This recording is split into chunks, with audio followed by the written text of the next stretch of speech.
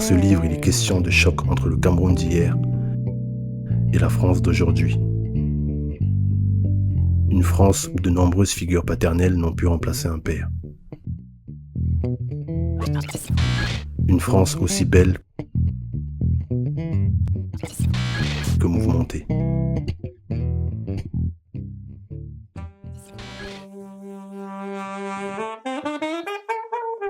Deviens ce que tu es, disait un maître à penser.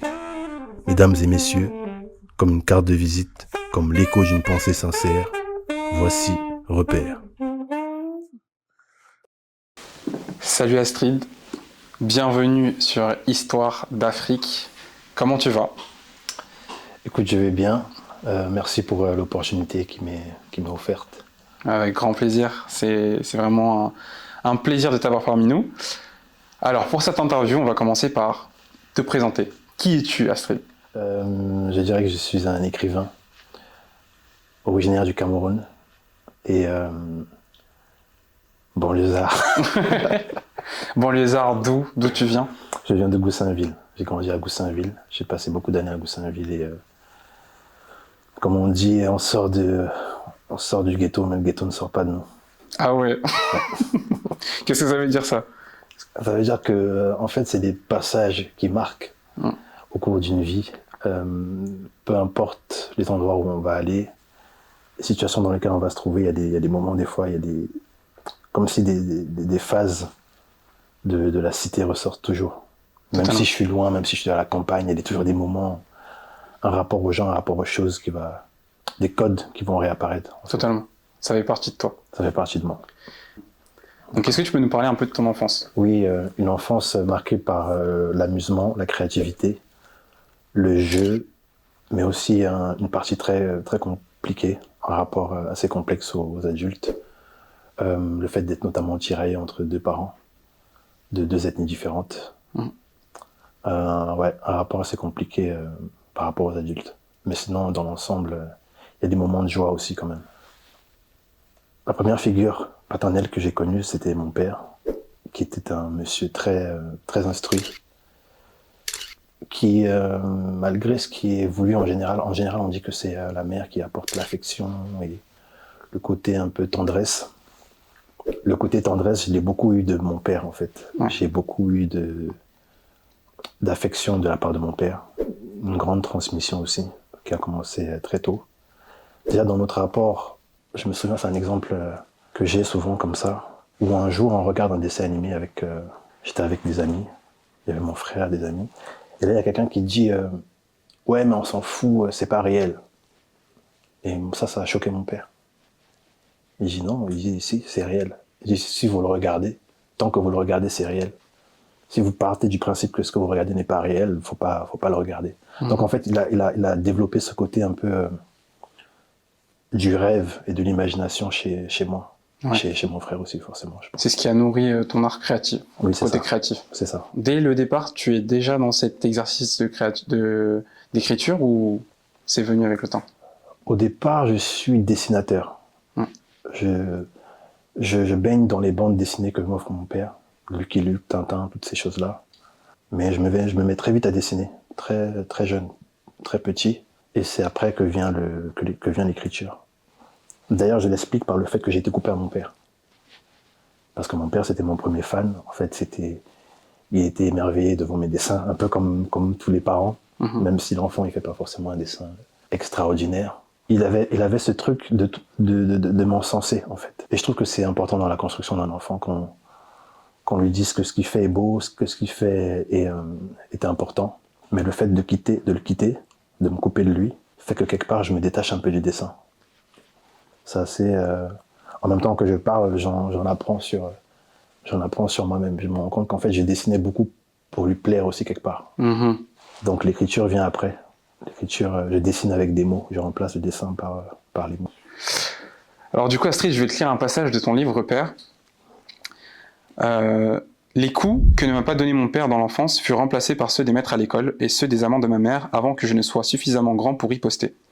Si je dois avouer que cela m'a appris une certaine discipline, je n'ose imaginer ce que c'eût été de grandir avec mon père. lui qui s'était excusé et expliqué après une bonne dérouillée la seule fois où cela arriva. Est-ce que tu peux nous raconter la seule fois où ton père t'a mis une dérouillée, comme tu le dis? Alors, il allait souvent travailler, mon père c'était un monsieur qui travaillait, il était souvent pris par son travail. Oui. Et un jour, il nous laisse à la maison avec mon petit frère. Et là, on invite des amis du quartier à venir dans la maison. Donc on joue, on s'amuse pas mal et tout.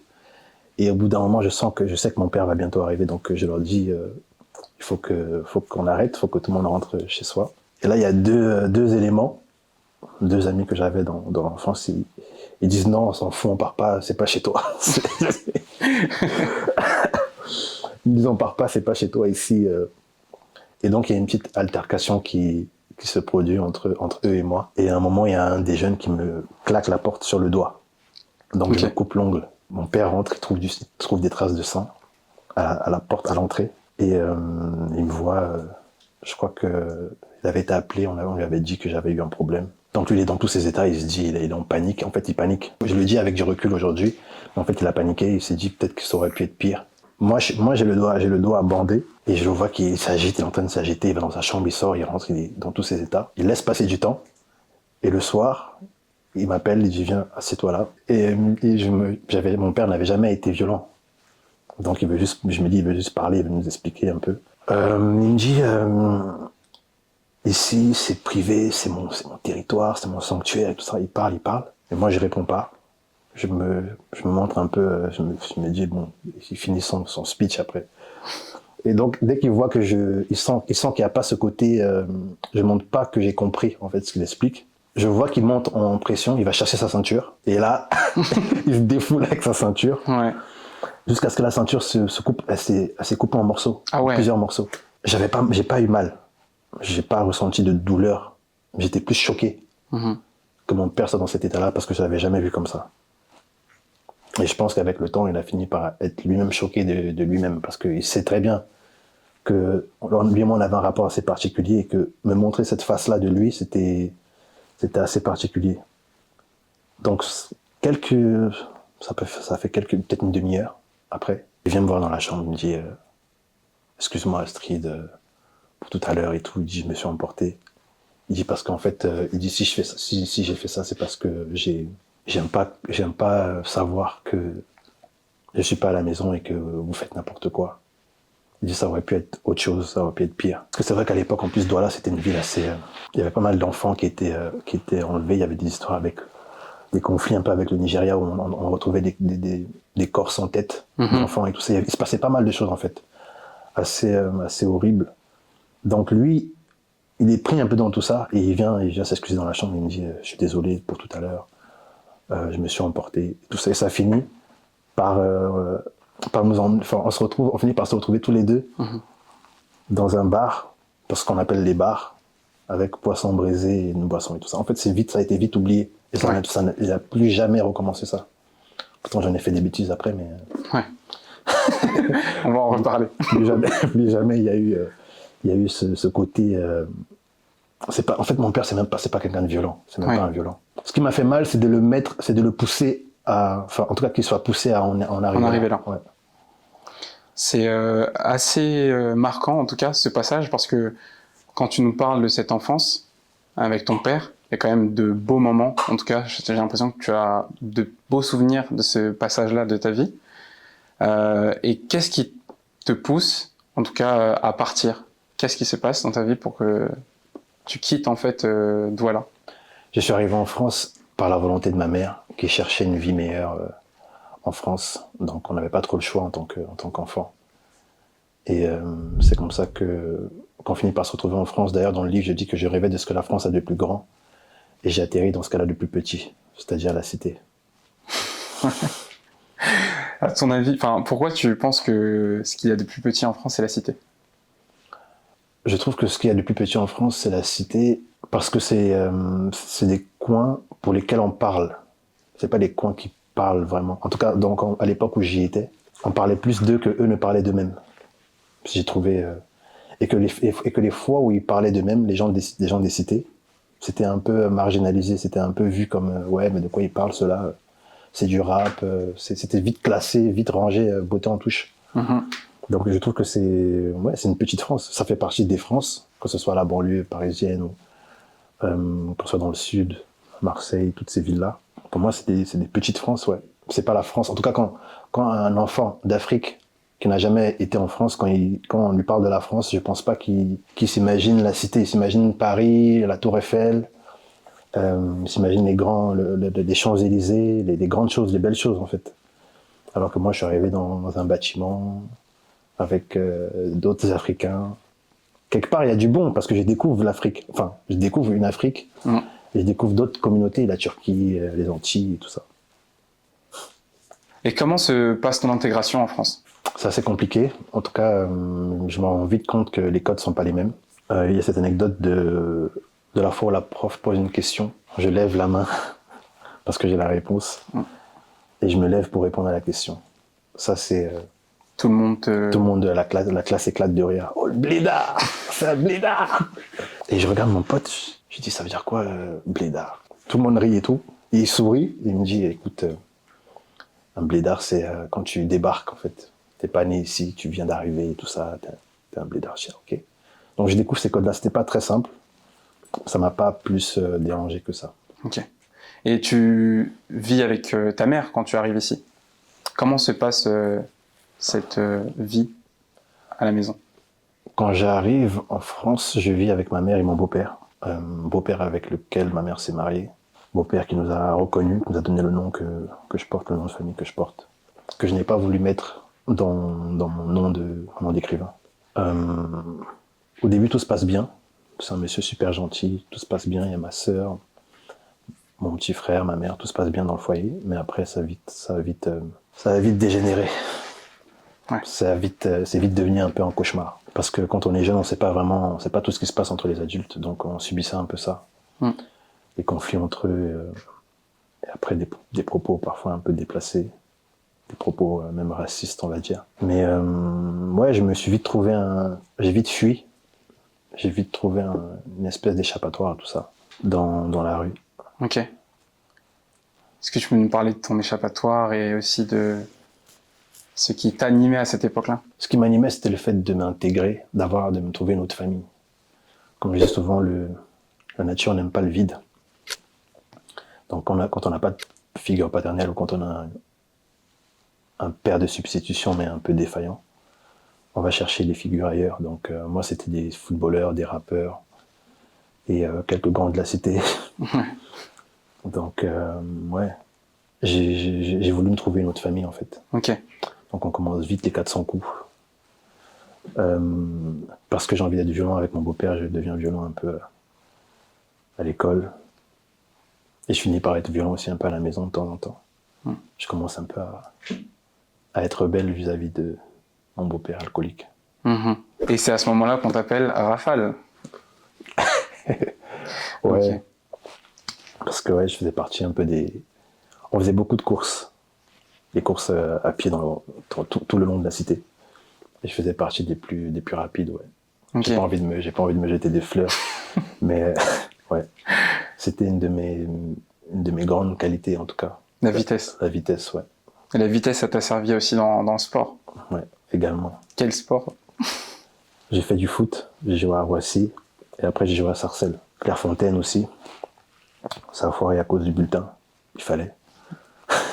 Élément perturbateur. Enfin, il fallait avoir un bon bulletin et être bon au foot. Mais moi, je faisais partie de ceux qui, comme ils disent cyniques, je m'amuse à être drôle pour oublier que ma vie ne l'est pas. Donc moi, j'amusais en fait la galerie à l'école. Mais au lieu de travailler, au lieu d'avoir des bons résultats, je m'ennuyais. En fait, ça m'ennuyait tout ça. Ouais. Moi, je voulais juste y aller pour fuir un peu les conflits de la maison, voir des potes, rire, m'amuser.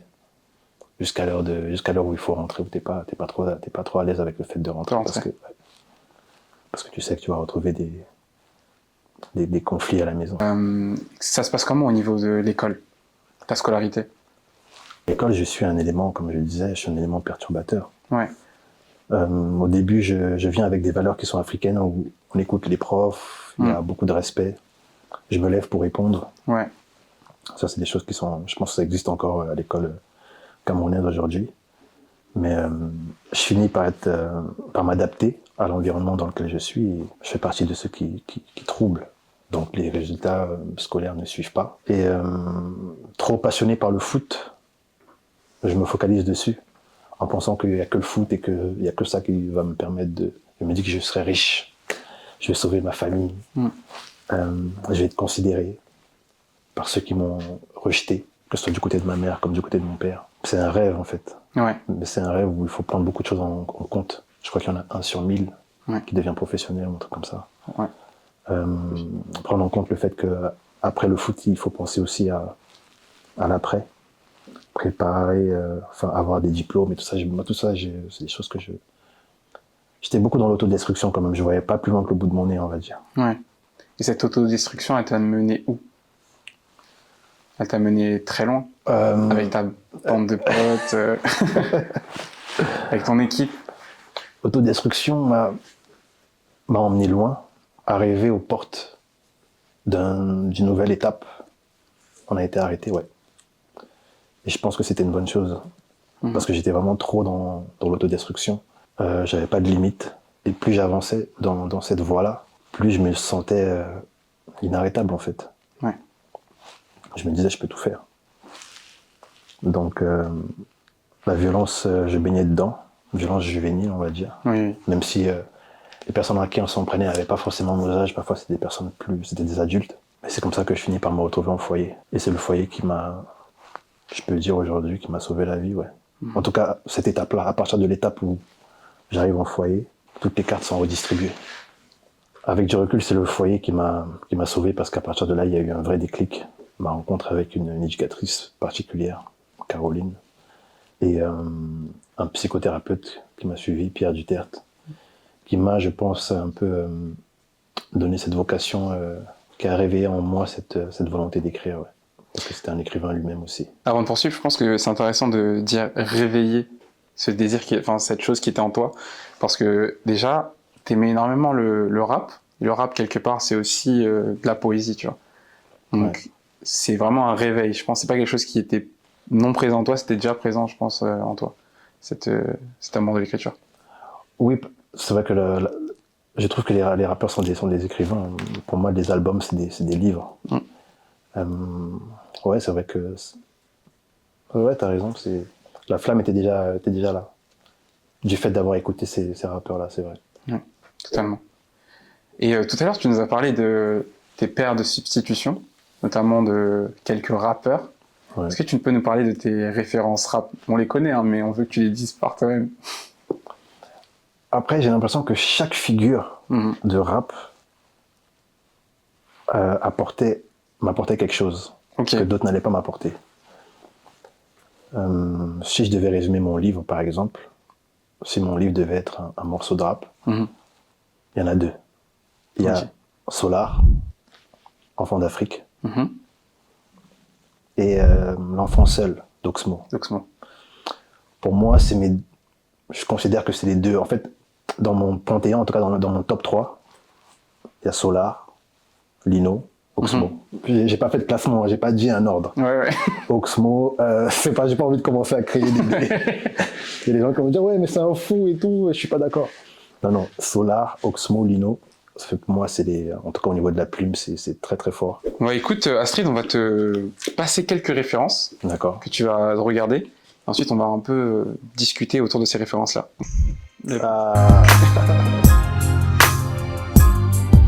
Ça va, c'est pas... On n'est pas condamné à l'échec. Voilà le chant des combattants, banlieusards et fiers de l'être. J'ai écrit l'hymne des battants, ceux qui ne font pas toujours ce qu'on attend d'eux, qui ne disent pas toujours ce que l'on veut entendre d'eux, parce que la vie est un... Non, c'est fort. Alors, Kerry James, banlieusard. Ouais. Tu veux nous parler de ce titre, de cet artiste? Qu'est-ce que ça t'inspire? Cet artiste m'inspire la poésie. C'est le poète de la rue. Le poète par excellence. Parce qu'il est vraiment dans... Kerry James, je trouve qu'il est vraiment dans la beauté. Il a très peu ce rapport à la destruction ou à l'autodestruction. Haïtien, musulman, banlieusard, noir. Il porte beaucoup de combats en lui, je trouve. Vraiment. Mais Kerry James, ça fait partie des figures qui m'ont influencé, ouais. avec Frantz Fanon, avec toutes ces figures Bien sûr, dont tu bien parles sûr. dans ton livre aussi. Bien sûr. Astrid, on va te montrer la deuxième référence, qui est un légendaire rappeur américain dont tu as parlé dans ton livre, qui Nas. Nas a toujours eu dans son œuvre le désir de voir la communauté noire américaine et la communauté africaine se réunir, et c'est quelque chose que tu portes aussi dans ton livre et dans ton idéologie. Donc on va te présenter une petite musique et tu nous dis ce que tu en penses. But nothing comes easy. It takes much practice. Like I met a woman who's becoming a star. She was very beautiful. Ok, Race Weekend. tu vas nous en parler. Alors, cette volonté qu'il a de vouloir rassembler la communauté afro-américaine à la communauté africaine, c'est une idéologie que je partage avec lui. Et je trouve ça noble. Le combat, ça peut prendre du temps. Je ne sais pas quels sont les axes exacts à prendre pour ça. Ce sont des choses qui pourront, en tout cas, qui sont abordées dans mon prochain ouvrage. Ok. Qui risquent d'être assez impactants à ce sujet-là. Et du coup, on va un peu plus rentrer en détail sur ton amour de l'écriture. Comment est né cet amour? Est-ce que tu peux nous en parler un peu? Alors, assez paradoxalement, même si mes notes à l'école ne suivaient pas, les profs aimaient rendre mes copies en rédaction à la fin, en disant un peu aux élèves que voilà ce qu'il fallait faire. J'ai toujours aimé ce rapport au fait d'employer des mots pour faire passer mes émotions ou mes visions. Donc, le foyer et tout le travail que j'ai pu faire avec le psychothérapeute m'ont poussé à faire une espèce d'introspection. Et c'est tout ce travail de recherche, de questionnement sur moi, sur mes origines, sur où je vais, d'où je viens, etc., qui m'ont poussé aussi à écrire. Parce qu'en fait, je savais que je voulais écrire. Je me suis toujours dit, je vais écrire quelque chose. Un roman, peu importe, mais je savais que je devais produire quelque chose de littéraire. Mais je ne savais pas sur quoi, je ne savais pas à quel moment. Mais j'y pensais depuis que je suis arrivé en France, en fait. Ok. Mais c'est les retrouvailles avec mon père qui ont été un véritable déclic. Donc j'y retourne en 2018, donc 11 ans après. Et je suis pas le même, et il n'est pas le même non plus. J'ai vieilli, il a vieilli aussi. J'ai de la barbe. C'est exactement, ouais. Et on se redécouvre quelque part. En fait, j'ai plus le regard, je le vois plus comme le Superman que je voyais comme un super-héros. Ouais. Mais là, je le vois maintenant comme un homme, en fait. Mm-hmm. Et on a un rapport qui est plus amical. Ouais. Qui est plus, comment je peux dire, qui n'est pas fantasmé, en fait, qui n'est pas rêvé. C'est juste réel. Et la tendresse est toujours là. Heureusement, la magie opère toujours. Ouais. Et c'est ce voyage qui est à l'origine de ce livre, Repères, que bien évidemment les marabouts vont se faire un plaisir de lire à la fin de cette interview. Est-ce que tu peux nous parler déjà, dans un premier temps, la couverture, c'est un éléphant. Oui. On aimerait savoir pourquoi tu as choisi cet animal pour représenter ta couverture. Je me suis dit qu'en tant que Camerounais d'origine, un lion, c'était trop évident. Ouais. Comme on dit, je voulais pas que ce soit trop obvious. Et l'éléphant, parce que c'est un animal un peu en voie de disparition. Il représente la sagesse, la mémoire, la force tranquille. Parce que c'était un peu le but de ma quête, c'était de trouver une espèce de sérénité. Et je trouve que l'éléphant, il a un peu ce côté-là, qui peut être à la fois dangereux, parce que par sa force physique, mais assez doux en même temps comme animal. Donc j'ai choisi l'éléphant pour toutes ces raisons-là. Ouais. Et si on remarque bien, on voit qu'il sort de l'ombre, parce qu'il est dans le noir et son visage se montre un peu. Totalement. Et ce titre, Repères, pourquoi tu as choisi également ce titre-là pour ce livre? Repères, c'est pour redéfinir ou redonner la place à mon père, qu'il a toujours eu dans ma vie. C'est pour énoncer un peu à un plus jeune ou une plus jeune qui aurait à peu près le parcours que j'ai eu, de savoir la place de ceux qui décident, en tout cas ceux qui ont décidé de sa venue au monde. Donc Repère, c'est un peu tout ça. C'est aussi un clin d'œil au père, parce que dans Repère, il y a le mot père. Bien évidemment, bien évidemment. Alors, on a plusieurs questions. Déjà, dans ton livre, tu parles beaucoup de la question ethnique. On va utiliser ce mot-là, même si il est pas du tout plaisant pour un bon nombre de personnes qui préfèrent les termes comme de peuple ou ce genre de choses, parce que c'est un terme quand même ethnique qui est assez connoté. quel est ton rapport à la question tribale? Parce que dans le livre, tu parles beaucoup du fait que ton père est Bamileke et que ta mère est Betty et que ces deux peuples-là ont quelques différends. Est-ce que tu peux nous parler de cette question et du tribalisme de manière générale? Il me semble qu'au Cameroun, il y en a plus de 200, 250 même. Il y en a beaucoup. Ouais. Et les Bamileke, c'est un des grands groupes, un des groupes principaux, avec les Betty, d'où est issue ma mère. Et le président aussi est issu des Betty. Donc on va dire que c'est un peu eux qui ont l'administration, tout le pouvoir administratif. Et les Bamileke sont considérés comme les Juifs d'Afrique. On les appelle les Juifs d'Afrique. Ah ouais. Non mais c'est vrai, on les appelle les Juifs d'Afrique. Ouais. Donc tout ce qui va être business, tout ce qui va être économique, ça va être les Bamileke. Et donc il y a des tensions un peu par rapport à ça. D'ailleurs, un des principaux opposants, en tout cas aux dernières nouvelles que moi j'ai pu avoir, c'est un Bamileke qui s'appelle Maurice Kamto. Donc mon rapport dans tout ça, c'est on m'a renvoyé des deux côtés à l'une de ces nations, parce que c'est vrai qu'on peut dire peuple, on peut dire nation aussi. Oui. Et que on dit souvent, en parlant des langues, on dit souvent on dit dialecte. Mais c'est oui, pas. c'est ça. Mais normalement, c'est des langues. Oui. Normalement, c'est des langues. Ouais. Donc, de part et d'autre, on m'a renvoyé d'un côté ou de l'autre en disant que toi, t'es pas d'ici, t'es de là-bas, que ce soit chez les Betty, que ce soit chez les Bamileke. Donc, j'ai grandi un peu dans cet entre-deux. Est-ce que je me reconnais plus d'une ethnie que de l'autre? Oui et non. Ouais. Parce que chacune des deux m'a apporté quelque chose à un moment dans ma vie.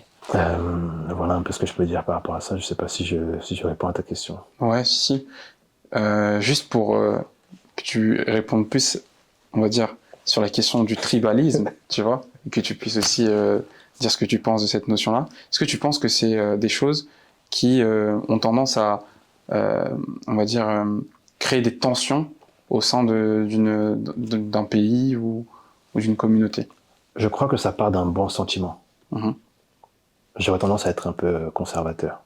Donc je pense que le fait de vouloir conserver ou préserver sa culture, je suis d'accord avec ça. Mais ça peut avoir des travers.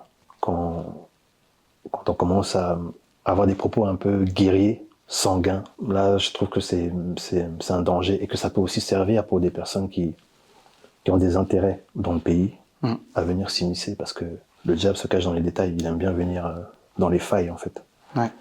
Et ça peut avoir un côté assez inquiétant pour l'avenir. Totalement. Je te parle de ça parce que dans ton livre, il y a un passage où tu parles un peu de la question du colorisme, quand tu dis que il me semble que on parle d'une couleur de peau et on dit que la couleur claire c'est une couleur qui est préférée au Cameroun, et la couleur plus foncée, les couleurs plus foncées, elles sont plus discriminées, plus ségrégées. Est-ce que tu peux détailler un peu ces passages-là? Personnellement, je l'ai vécu, ouais.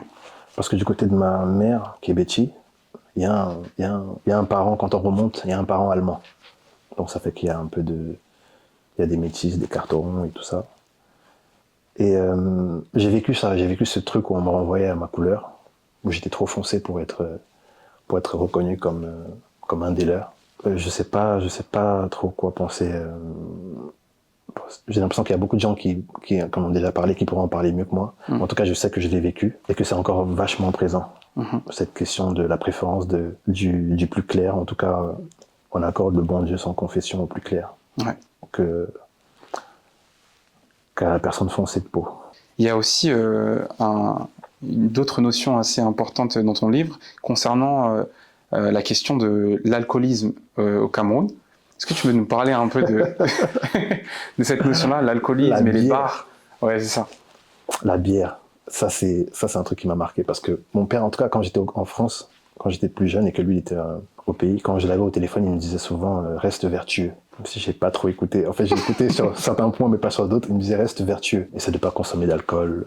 Toutes les choses qui tournent autour de la vertu et des choses qui pouvaient me transformer, il me disait évite. Mais moi, quand j'arrive au pays, je constate que lui, déjà, il boit. Mais les gens boivent. Mais en fait, ils boivent par ennui. Il y a énormément d'ennui parce qu'il y a une misère, une espèce de pauvreté qui peut pousser les gens à la consommation un peu sans forcément une conscience derrière, une conscience de la chose, et non pas forcément, pour eux c'est juste, c'est naturel. Et pour moi c'est un fléau, parce que ces entreprises qui ont des marques en Afrique, qui commercialisent l'alcool, toutes les boissons gazeuses, etc., je pense qu'ils se font beaucoup d'argent. Mais je pense pas que ce soit bien pour... J'ai vu un passage sur une capsule d'un monsieur qui dit comment on peut développer un pays avec un pays de soulards. C'est très vrai. Comment il peut avoir une conscience du peuple si tout le monde est dans l'ivresse en permanence. Donc, Maintenant que tu as écrit tout ça, quel est ton rapport avec ta famille dont tu as parlé dans le livre? il y a une famille qui a toujours été un peu plus présente. C'est la famille de ma mère, avec qui on entretient des bons rapports, en tout cas des rapports assez cordiaux, même s'il y a des personnes qui sont un peu braquées par rapport à la description que j'ai pu faire dans le livre. Faut savoir que dans le livre, j'utilise pas les vrais noms, mais ces personnages-là se reconnaissent quand même. Mon rapport est beaucoup plus tendu avec le côté de mon père, qui, ce côté-là, n'a jamais vraiment reconnu ma présence. Et je pense que c'est eux qui prennent beaucoup plus mal le livre. C'est silencieux. Y a pas de, en fait, il y a une espèce de silence radio entre eux et moi. Mais je sais qu'ils savent. Et ils savent que je sais. Je sais qu'ils savent que je sais qu'ils savent que nous savons. En fait, ils savent les traumatismes qui m'ont infligé. Et ils se doutent qu'un enfant n'oublie pas. En tout cas, souvent, les enfants n'oublient pas ce qu'ils ont pu vivre. Surtout que ce soit en positif ou en négatif. Souvent, les enfants n'oublient pas, ils se doutent que j'ai pas oublié. Si je reviens au Cameroun en disant que j'ai écrit un livre qui parle de mon père et du Cameroun, je pense qu'ils savent. Donc, le rapport est assez une espèce de statu quo. Ouais. Qui un silence assourdissant, on va dire. Ok. On constate que dans le livre, tu parles de plusieurs figures féminines, mais il y en a une qui ressort vraiment, c'est celle de ta grand-mère. Est-ce que tu peux nous parler de ta grand-mère que tu catégorises, ou en tout cas dont tu parles d'elle comme une véritable sainte? Ah, ma grand-mère, c'est... J'en ai la voix qui tremble un peu parce que c'est... Je dis à la fin, il me semble dans les remerciements que c'est, je dis une femme comme il en existe une par million. Ouais. Il y a des personnes qui n'ont pas conscience du mal, qui, quand quelque chose de mal va se produire, ou quand quelqu'un va se comporter de façon virulente envers elle, ces personnes-là ont tendance à chercher des situations atteignantes, à ne même pas voir où est le problème, à ne même pas imaginer, à ne même pas conscientiser le mal. Elle était comme ça. C'était vraiment quelqu'un elle était bonne. C'était foncièrement quelqu'un de gentil. J'ai aucun mauvais souvenir d'elle. Pas de colère, pas de paroles déplacées. Je pense qu'elle se doute pas. En tout cas, elle a jamais assisté à une brimade sur nous. Avec le peu de moyens qu'elle avait, j'ai des bons souvenirs d'elle qui essaie de nous préparer des plats assez fantaisistes, en tout cas que les enfants en général au Cameroun ils aiment. Ça va être des omelettes avec des plantains frits par exemple. Ça c'est des choses que je me souviens avec très peu de moyens, de l'huile rouge, de l'huile de palme. Elle a compris, en fait, quand elle m'a vu, elle a compris ce que j'étais venu chercher. C'est elle qui m'oriente vers des rituels qu'il a fallu faire.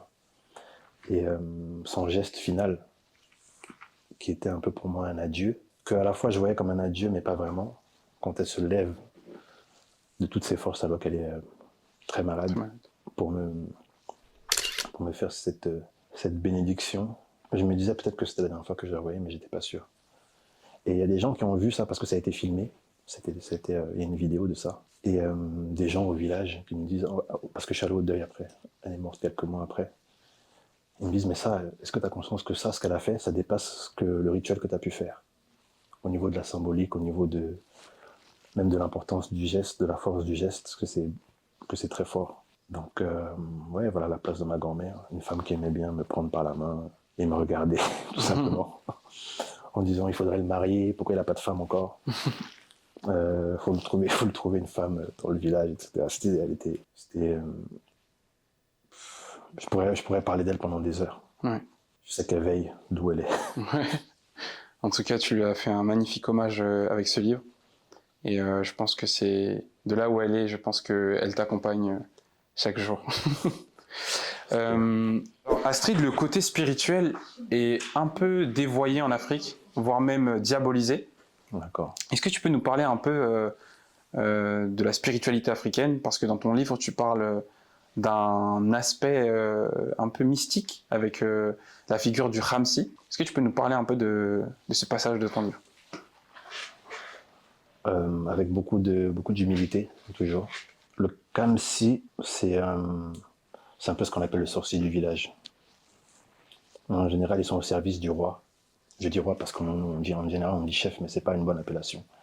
Le Kamsi, il est au service du roi et il peut aussi être au service des gens du peuple. Donc, j'ai fait la démarche d'aller en voir un avec mon père. Et il y a tout un rituel que je pourrais pas détailler pour des raisons de confidentialité aussi. Sinon, ils vont me tomber dessus. Mais ouais, c'est un rituel que j'ai fait. Et qu'on soit de religion chrétienne, musulmane ou peu importe la religion du livre, comme on dit, il faut savoir qu'il y a une chose, pour pas choquer les gens, pour pas choquer les chrétiens en tout cas. Mon père me disait que le pape Jean-Paul II a parlé un genre d'inculturation.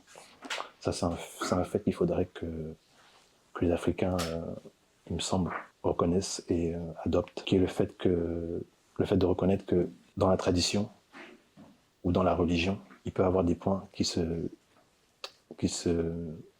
rejoignent en fait. Il est possible de faire une liaison du coup entre la religion et la tradition par l'inculturation. Que c'est pas forcément parce que tu vois un kamsi, que tu fais quelque chose de spirituel ou un rituel, que c'est forcément détaché complètement du religieux. En tout cas, moi j'ai fait ce travail-là et je peux vous dire que je vois les résultats aujourd'hui. Ok. C'est non seulement un éveil, c'est une protection, c'est une intégration, parce que tu prends place en fait parmi les gens de la communauté de cette manière-là.